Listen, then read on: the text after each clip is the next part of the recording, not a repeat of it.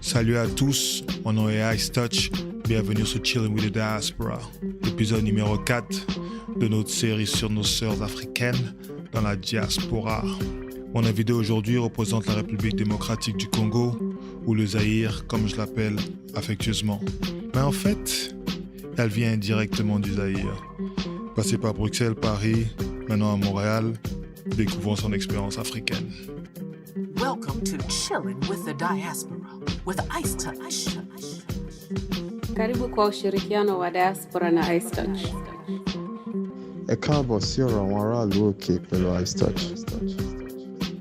Moi Malamu Ndeko na Chilling with the Diaspora elongo na Ice Touch. Akwaba, Enuanom, Yembrefie, Ice Touch, Kasapa, Diaspora, Yentie. Barkanmu da wannan lokaci inda muke shakatawa da jama'ar mu da ke ƙetare tare da Ice Touch. Malo Malam Chilling with the Diaspora loni Ice Touch. Ndị be anyị ekele m unu. Ndị nọ na obodo Igbo ana m ekele m unu. Aha m bụ Ice Touch. Sanbonani, siyanamukela with Chilling with the Diaspora with Ice Touch. Salut la famille. Bienvenue à Chilling with the Diaspora. Mon nom est Ice Touch. Chilling with the Diaspora, c'est le show qui entre dans la diaspora africaine. Le show qui nous rappelle qu'on a plus en commun qu'on ne le pense. Aujourd'hui, on va faire un petit voyage du côté du Congo, du Zaïre, comme je l'appelle affectivement, avec Ariane. Bonjour Ariane, bonsoir, comment vas-tu? Ça va très bien et toi? Ça va bien, merci. Alors Ariane, dis-nous un peu, d'où viens-tu? C'est quoi ton background? Tu es né où? Tu as grandi où? Tu représentes quel Congo? Je suis née à Bruxelles. Mes parents sont congolais, enfin zaïrois on va dire, parce que je préfère le terme zaïrois. Mais par contre, j'ai grandi en France. Et là, en ce moment, je vis au Canada. Wow, OK. So, allons petit à petit. OK, tu as grandi à Bruxelles dans une... Non, je suis juste née à Bruxelles, mais j'ai jamais vécu là-bas. Donc, je suis restée à peu près 1 mois à Bruxelles. D'accord. Et ensuite, je suis retournée au Congo pour 3 ans. Et ensuite, je suis allée en France. Et après, quand j'avais entre 8 et 9 ans, je suis retournée au Congo pour définitivement retourner en France. Donc, ça fait beaucoup de voyages. Intéressant. La première question qui me vient à l'esprit, c'est quel pays tu représentes? Où est-ce que tu représentes? Sincèrement, je dirais pas un seul pays, je dirais la France et le Congo parce que je dirais que ces 2 pays font partie de ma personnalité parce que je peux pas me considérer 100% congolaise n'ayant jamais vécu là-bas, donc enfin très peu vécu là-bas. Ouais. Donc je peux pas me considérer comme 100% congolaise et en même temps je sais que je suis pas une 100% française, je suis pas une française de souche. Donc forcément, je dirais que la France et le Congo représentent les 2 pays.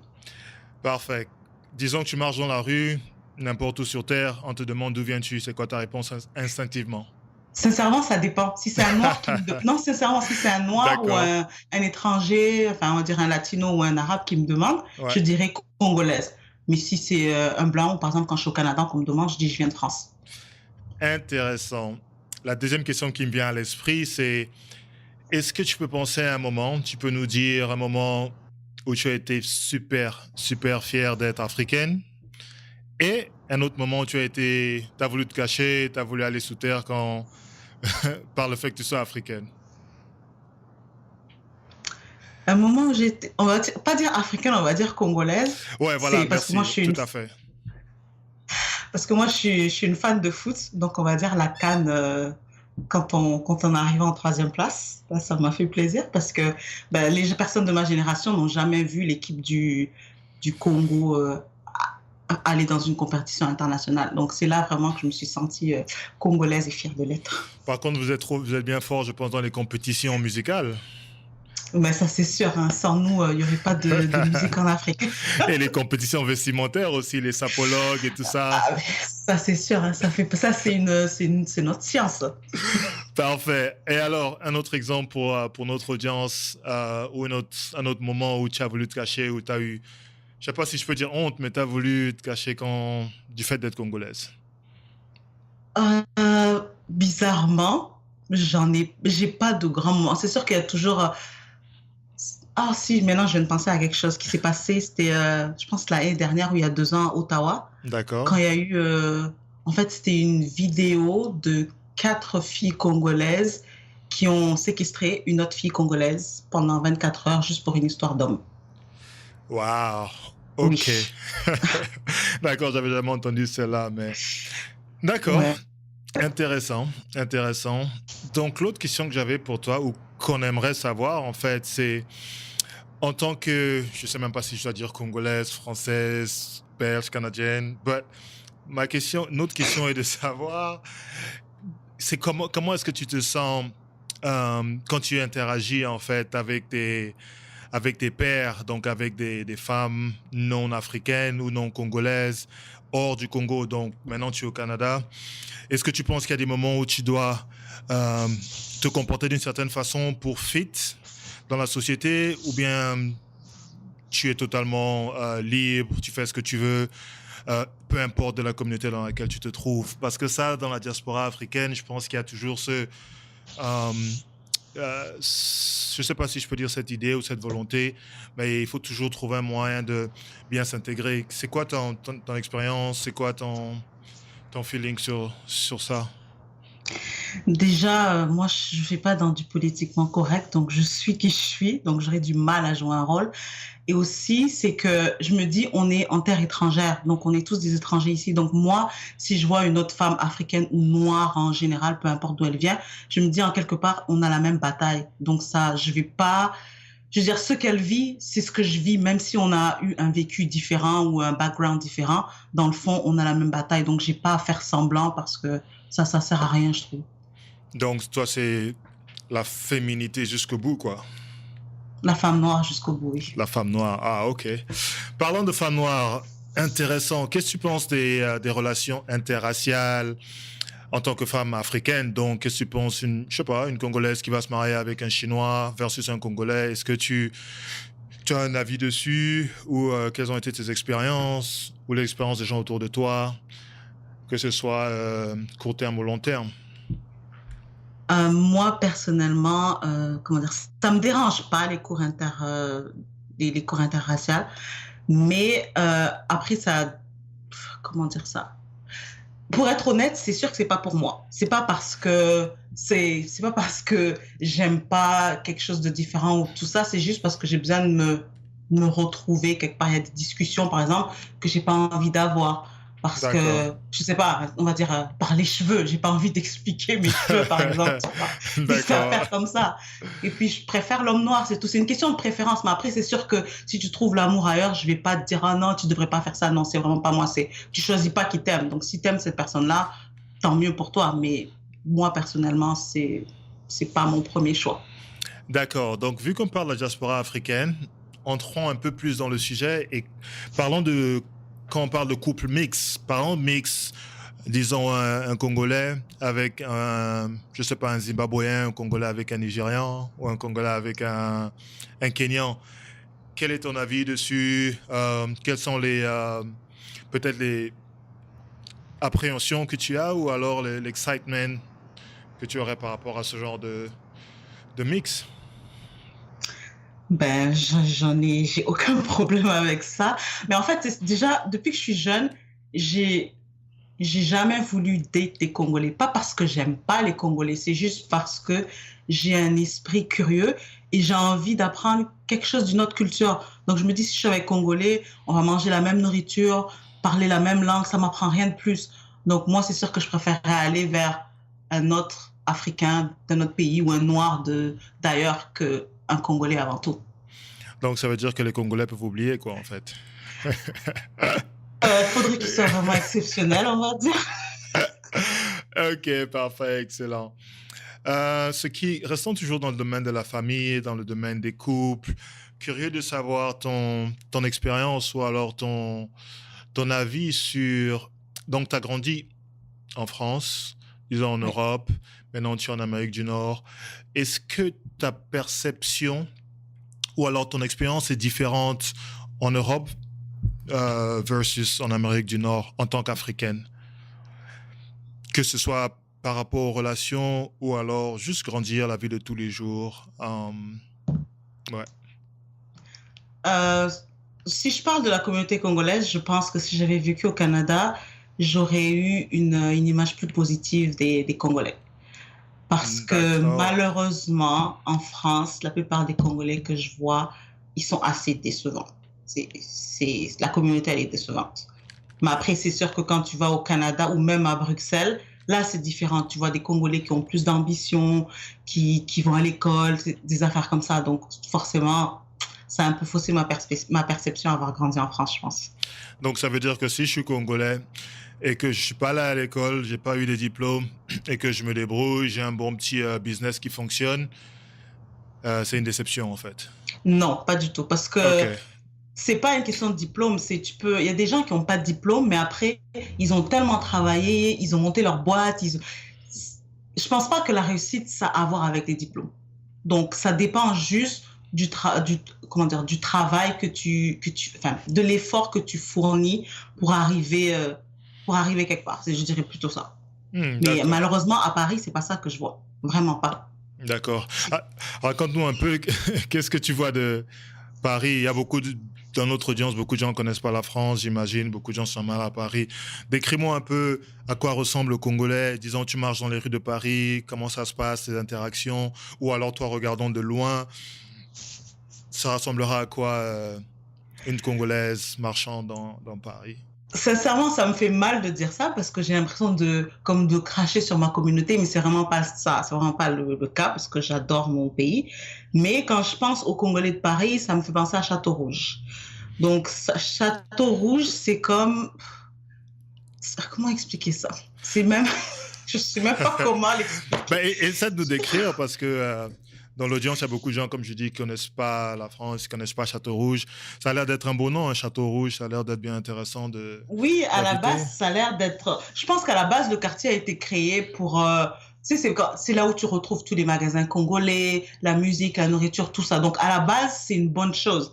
Mais le problème, c'est que les personnes qui, trop souvent, traînent dans ces quartiers ne font rien de productif dans leur vie. Absolument rien de productif. Mais tu viens pourtant de dire que c'est un quartier où il y a plein de stores africains, de stores congolais, donc il y a bien au moins des store owners là-dedans. Oui, mais sauf qu'il y a beaucoup de gens qui viennent à Château-Rouge juste pour traîner. D'accord. On a bien compris que tu n'iras jamais à Château-Rouge et tu ne nous conseilles pas d'y aller. Non. Je conseille d'aller parce que c'est sûr qu'il faut soutenir les entreprises qui sont là. Donc moi, j'y vais si j'ai quelque chose à acheter. C'est sûr que je préfère aller dans ma communauté au lieu, par exemple, d'aller chez un Chinois parce que c'est sûr qu'eux, ils prennent tout... ils font la même chose que les Noirs. Donc, c'est sûr que je préfère aller chez un Noir avant tout. Donc, j'irai à Château-Rouge pour acheter des affaires. Mais par contre, je n'irai pas traîner là-bas. Parce que quand je dis traîner, c'est vraiment, je passe la journée là, je reste devant le magasin et je squatte. C'est de ça que je parle. Ah, d'accord. Je comprends bien. Intéressant. Et tu repartais souvent à Bruxelles, tu repasses souvent à Bruxelles. Je suis curieux de savoir la différence entre Paris et Bruxelles. C'est vrai que tu as dit tout à l'heure que les Congolais qui sont à Bruxelles s'en sortent mieux, selon toi. Mais ça ressemblera à quoi Bruxelles comparé à Paris, dans la communauté congolaise? Après, sincèrement, c'est une perception. Et étant donné que je n'ai pas vécu à Bruxelles, donc moi, je base ça sur ce que j'ai vu et peut-être les personnes de mon entourage, on va dire. Mais ouais, je ne dirais pas que c'est mieux, mais c'est juste que je trouve que les gens, ils sont plus, comme on dirait, posés à Bruxelles. D'accord. Et posés, ça veut dire qu'ils font rien, ou ça veut dire qu'ils font beaucoup de bonnes choses, ça veut dire quoi? Non, ça veut dire qu'ils ont un travail stable ou qu'ils aient fait des études ou pas, parce que je veux pas mettre l'accent sur une affaire de diplôme, mais c'est des gens qui ont une stabilité dans leur vie, qui construisent, qui... Intéressant. D'accord. Donc, comme on te disait tout à l'heure, vécu en Europe, vécu en Amérique du Nord, si tu devais avoir des enfants, ou si tu as tes enfants, ou si tu devais conseiller à quelqu'un, disons une famille africaine, d'éduquer ses enfants ou de faire grandir des enfants, préférerais-tu l'Europe, l'Afrique? C'est vrai que tu n'as pas vécu un temps en Afrique, au Congo du moins, ou alors le Canada, comme tu es au Canada maintenant. C'est quoi ta perspective par rapport à éduquer les enfants dans ces trois environnements? Elle est difficile ta question. Parce que sincèrement, non, idéalement, Ouais. si j'avais des enfants, j'aimerais qu'ils soient comme moi, qu'ils aient vécu dans plusieurs pays. Parce que ça donne une perspective différente. D'accord. Donc, si je dois vraiment choisir, Mais t'as je pas à dirais pas. choisir. Peut-être tu pourrais décrire les avantages et les inconvénients de ta perspective, évidemment, de ces 3 environnements. Et puis, l'audience pourra décider d'elle-même. Ok, je dirais le Canada par rapport aux opportunités que ça va donner à mon enfant. La France pour l'éducation. Un Vas-y, instant, je t'écoute. peux-tu décrire ce que tu veux dire par opportunité pour les enfants? Parce que je trouve que être noir au Canada, c'est plus simple qu'être noir en France, tout simplement parce que niveau, on va dire, professionnel, même si c'est sûr que c'est dur, oui, c'est dur, il y a quand même du racisme et tout ça, mais je pense que professionnellement, tu t'en sors mieux au Canada en étant noir qu'en France où toutes les portes sont fermées, que à CV égal, ils choisiront toujours un blanc, c'est pas vraiment sur tes qualifications, plus sur qui tu connais, quelle couleur de peau que tu as. Je trouve que la France est très fermée à ce niveau-là. Donc, je dirais, Intéressant. professionnellement, je dirais le Canada. Mais D'accord. après, c'est sûr que le système scolaire au Canada, c'est vraiment pourri parce que la plupart du temps... Non, mais bon, je dirais pas pourri, mais ayant fait l'école primaire et secondaire en France, je D'accord. trouve qu'on nous apprend... Les enfants en France, ils sont plus cultivés. D'accord. Peux-tu nous donner quelques exemples qui t'ont peut-être choqué ici, disons au Canada, ou alors qui t'ont fait plaisir? Ce qui me choque le plus, c'est l'orthographe, parce que je comprends pas comment les gens qui parlent français comme première langue, ils savent pas écrire. Ils savent pas écrire, donc ça déjà, ça me dérange parce que moi et l'orthographe, c'est comme... Donc ça me dérange. Une bonne Et petite puis, française. même quand... Oui, ça aussi, mais même quand tu parles aux enfants, ils ont pas une grande culture générale. C'est comme si le monde s'arrête au Canada et les États-Unis et c'est tout. Il y a rien d'autre en dehors de ça. Alors qu'en France, on nous apprend plus de choses. En France, on vous apprend l'histoire africaine un peu quand même? C'est ce que j'allais dire. Le seul bémol de l'éducation française, c'est qu'ils ont complètement omis l'histoire des Noirs. C'est comme si c'est jamais arrivé. Et ça, je sais que j'ai eu une discussion avec ça parce que je me souviens, j'ai étudié la colonisation en France juste un semestre en terminale. Donc 15 ans d'études, primaire, secondaire et tout ça, et on a fait juste un semestre sur la colonisation et c'était très rapide. Donc c'est la seule chose que je reprocherai à la France. Et sinon, à part ça, le reste... D'accord. Et l'Afrique, tu n'as pas vécu au Congo, c'est vrai, mais est-ce que tu as eu des expériences où tu as une idée de à quoi ça ressemblerait faire grandir ses enfants, éduquer ses enfants au Congo ou pas du tout? Si, quand même un peu. Je trouve que les enfants au Congo, ils sont très, comment on dit, street smart. D'accord. Et ça, je pense que c'est un avantage parce que c'est juste avoir l'intelligence des livres, ça va pas t'aider non plus dans la vie. Donc, il faut avoir comme... non, c'est vrai, il faut être comme street smart. Ça aide beaucoup. Et je trouve que ces enfants-là, ils ont une capacité à sortir je sais pas, à faire des choses qu'un enfant ayant grandi en Occident est comme naïf par rapport à eux. D'accord. Intéressant. Donc, restons un peu dans la famille et nous sommes curieux de savoir comment est-ce qu'il y a de la pression? Donc, tu es une jeune africaine, on va dire, à l'étranger. Est-ce que tu sens de la pression? Il y a toujours ce stéréotype autour des Africaines qui doivent se marier tôt, se marier tard, je ne sais pas. Est-ce que, étant dans la diaspora, tu sens quand même la pression ou tu as l'impression, parce que tu es de la diaspora, tu as un peu moins de pression ou pas du tout de pression? Sincèrement, je dirais, j'en ai mais un tout petit peu, juste parce que j'ai des parents mes parents, ils sont différents. D'accord. Parce que, par exemple, mon père, il est très, très, très français parce qu'il est arrivé en France, il était très jeune, il devait avoir 15 ans. D'accord. Donc, il a vécu plus en France qu'au Congo. Donc, il n'a pas cette mentalité que tu dois. Ma mère, oui, c'est sûr que c'est plus une africaine, mais elle ne me met pas la pression. C'est sûr qu'elle va me sonder, elle va me dire alors, c'est quand que ça arrive, mais ça va être jamais, il faut que tu te maries, tu es un échec. C'est pas comme ça. Parce qu'au final, ce qu'ils veulent, ils disent, je préfère que tu sois pas marié qu'être marié, parce que je trouve que dans notre communauté. Enfin, je ne sais pas si c'est comme ça pour les autres Africains, Ouais. mais je trouve qu'au Congo, il y a beaucoup de personnes qui se marient juste pour avoir le titre, dire je suis mariée, mais dans le fond, leur mariage est pourri. Donc, ça ne sert à rien. D'accord. Et dans la communauté congolaise, est-ce qu'il y a des préférences tribales, des préférences ethniques, comme dans pas mal de communautés africaines, je pense, ou en général, bon, en tant que tu es congolais, c'est un peu comme la famille? Je dirais, tant que tu es Congolais, ça fonctionne, sauf juste une seule tribu, mais je préfère pas le dire parce que ça risque de créer des polémiques. Mais Non, c'est mais juste c'est ça le seule. but du show. On veut tous savoir comment ça se passe au Congo. Donc, vas-y, tu nous apprends. Et en plus, c'est pas un avis, c'est juste ce que tu as entendu dire, j'imagine. Donc, c'est quoi le nom de... Ben, c'est ce que j'ai entendu dire et c'est ce que j'ai vu. C'est les Baluba. Ils sont D'accord. je trouve que c'est les seuls qui sont très, très tribalistes. Et ils sont où géographiquement dans la carte du Dans le Congo? Kasaï, attends, Centre, sud, oriental. Dans le c'est... sud, D'accord. Donc, le sud, c'est proche du Rwanda, peut-être, ou de l'Angola, quelque chose non, comme ça? c'est plus proche de l'Angola. D'accord. Donc, les Balouba, c'est ça? Oui, c'est ça. Ok. Mais je vais pas avoir de problème, hein. J'ai rien contre eux. Non, non, je comprends bien, mais c'est de l'éducation qu'on fait. Comme je disais, beaucoup de personnes de notre audience ne connaissent pas le Congo, donc là, ça nous donne une entrée dans la diaspora et dans la vie congolaise. Par contre, quelque chose de positif chez eux, Oui, c'est que je trouve que c'est la seule ethnie qui a conservé leur langue.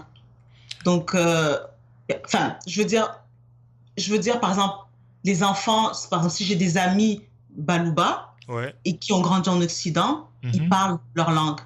Alors que les autres, si on parle lingala, on s'arrête à ça. Juste pour un point de référence, ce serait qui est la superstar ou la célébrité ou la personne la plus connue de l'histoire qui serait d'origine Balouba, Oh. si tu sais? Ouais, je dirais, bah, ça, je sais pas que je le soutiens, mais je dirais Tshisekedi parce que c'est un nom qui revient tout le temps en ce moment-là. Mais Le politicien, c'est ça? c'est ça, parce que voilà. D'accord. Et en termes de musique, en termes de sport, il n'y a pas de... En termes de musique, je dirais Chalamwana. Ah, d'accord, donc Chalamwana, d'accord. Parfait, bon, ben c'est intéressant alors. Et restons donc encore une fois sur la famille, sur les relations et tout. En tant que Congolaise qui a vécu et qui vit à l'étranger, est-ce facile de trouver l'amour à l'étranger? Oui, je dirais oui parce que En tant que femme de la diaspora africaine, bien sûr. ouais, je trouve que non, c'est pas compliqué. Parce que je trouve on a plus de choix. Parce qu'au lieu d'être juste, par exemple, admettons, si j'étais au Congo, j'aurais que des Congolais. Là, il y a tout un tas de pays, tout un tas de... C'est nouveau, donc tu as plus de choix, moi, je trouve. Donc je sais pas. Pas de grand problème. Non, mais c'est parfait. Non, pas du tout. C'est bien à savoir. Et parlons donc de ça, parlons donc de la facilité qu'il y a donc à avoir on va dire, à trouver l'amour de façon simple. Est-ce que le fait d'être une minorité, je pense qu'en général, tu es une minorité, est-ce que ça impacte sur ton affinité avec on en a un peu parlé, mais je vais reprendre la question, ton affinité avec les autres communautés, qu'elles soient africaines ou qu'elles ne soient pas africaines, où il n'y a aucune importance, ça ne t'a pas vraiment affecté dans ta vie? En termes d'amitié ou d'amour? Tout, amitié et amour. Ben, en termes d'amitié, j'ai pas de restriction avec qui, on va dire, avec qui je suis amie. Si on a une conversation, qu'on s'entend bien, bon, pour moi, ça s'arrête là. Par contre, en termes d'amour, oui, là, c'est sûr que ça devient autre chose. Ah oui, parce que tu disais tout à l'heure que c'est pas ta préférence, tout simplement, c'est ça? C'est ça. Je préfère mon homme noir. D'accord, parfait. Donc, passons à un autre sujet, j'allais dire. Après donc toutes ces années, ou toute ta vie pratiquement hors du Congo, si tu devrais parler aujourd'hui à une jeune Congolaise ou à une jeune Africaine qui est en Afrique, comment est-ce que tu lui parlerais de l'Occident? Comment tu leur parlerais de la vie disons en Amérique et au Canada, vu que c'est là où tu as vécu, Canada et Europe, pardon. Tu lui conseillerais de venir, tu ne conseillerais pas? Je leur dirais déjà, de un, c'est pas l'Eldorado qu'ils s'imaginent, parce que J'ai l'impression que la plupart des Congolais, quand ils disent oh, je vais arriver en Europe, ils pensent que they made it, donc ils vont ramasser l'argent partout. Donc je leur dirais que ça, qu'ils arrêtent de se faire des illusions. D'accord. Et ensuite, je leur dirais oui de venir, mais juste pour étudier, avoir peut-être une petite expérience professionnelle et retourner au Congo. Moi, si j'avais le courage, c'est ce que je ferais. Mais je ne le fais pas. C'était donc là ma question. Te vois-tu rentrer au Congo ou déménager au Congo ou ailleurs, en Afrique? Sincèrement, j'y ai pensé pendant très longtemps. Au Congo ou ailleurs en Afrique?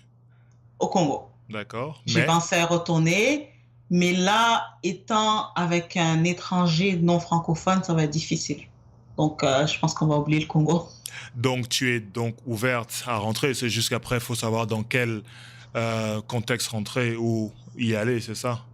Sincèrement, non, j'ai pas encore décidé. Mais sincèrement, c'est dur parce que j'ai l'impression que je vais pas me retrouver. Après, je peux me tromper, mais j'ai l'impression que je vais pas me retrouver. Mais j'aimerais vraiment avoir ce courage-là de dire, OK, je m'en vais, je vais essayer. Mais c'est dur. Et c'est quand la dernière fois que tu as été en Afrique de façon générale? Oh mon Dieu, 2006. Donc, ça fait une décennie, c'est pas si mal. Ouais. D'accord. Peut-être la dernière question pour terminer serait autour de... Alors, la vie de mère ou le fait de vieillir, le fait de prendre sa retraite ici, disons au Canada ou en Europe ou en Afrique. Est-ce que tu as des préférences paraissant toujours dans la communauté congolaise? Est-ce que tu aurais des préférences ou alors tu es ouvert à tout et n'importe quoi? J'irai n'importe où il y a du soleil parce que je veux pas être retraitée dans un pays froid, ça c'est sûr. D'accord. Donc, de toute façon, je pars du principe que quand t'es à la retraite, tu peux un peu faire ce que tu veux. Donc, moi, je suis une passionnée de voyage, donc je pense que je vivrai 3 mois par-ci, 3 mois par-là, partout, n'importe où il fait chaud. D'accord. Parlons de voyage rapidement. Quel est le meilleur pays que tu aies visité et quel est le pire pays que tu aies visité? Le pire, tu sais, j'aime pas être négative quand il s'agit de pays des autres parce que je pense qu'après, c'est tout simplement une question d'incompréhension. Tout à fait. Donc, je dirais pas qu'il y a un pays plus pire que l'autre, mais dire le meilleur jusqu'à aujourd'hui, je dirais peut-être Aruba. D'accord. Juste parce que c'est une île où il y a beaucoup de races, mais tu ne sens pas que les Noirs ou les Blancs, ils sont plus supérieurs, les Noirs. C'est vraiment, leur slogan, en fait, ça s'appelle One Happy Island, et franchement, je le crois vraiment. Parce qu'ils sont tous, une communauté. D'accord, intéressant. Bon, ben on va demander à notre audience de faire un tour à Aruba pour voir comment ça se passe là-bas. Ben écoute, Ariane, merci beaucoup pour d'avoir passé cette demi-heure avec nous. On va juste terminer sur une note. Est-ce que tu peux dire bonjour, au revoir ou un shout-out à la communauté congolaise en langue nationale? J'imagine c'est le Lingala. En Lingala, ok. Ouais. Je vais essayer. Mbote Nabana Congo. I don't know, je sais pas parler Lingala en fait. Non, juste un petit shout-out, juste 2-3 mots comme tu as commencé pour connecter avec notre audience congolaise. Ok. Mbote Nabana Congo. Vraiment la sepeli mingi ndenge na lobi na bino. Donc bossa la tourne à Canada et tout ça. Donc tout mon ami. Fantastique. Merci Ariane. Merci à tout le monde. Merci à toi. C'était Chilling with the Diaspora, l'émission qui parle, le show qui parle de la diaspora africaine et qui nous rappelle qu'on a plus en commun qu'on ne le pense. Peace.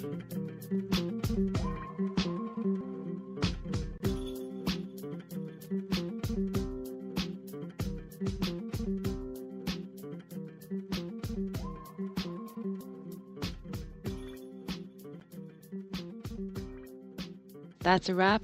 Till next time.